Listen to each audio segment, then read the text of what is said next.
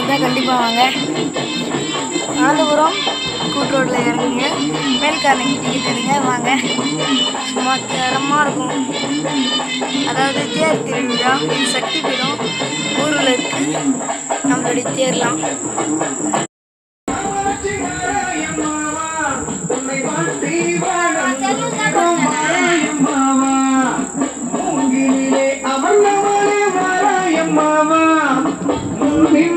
காக்க வேணும் மாராயம்மாவா மாராயம்மாவா காமாட்சி மாராயம்மாவா மாராயம்மாவா காமாட்சி மாராயம்மாவா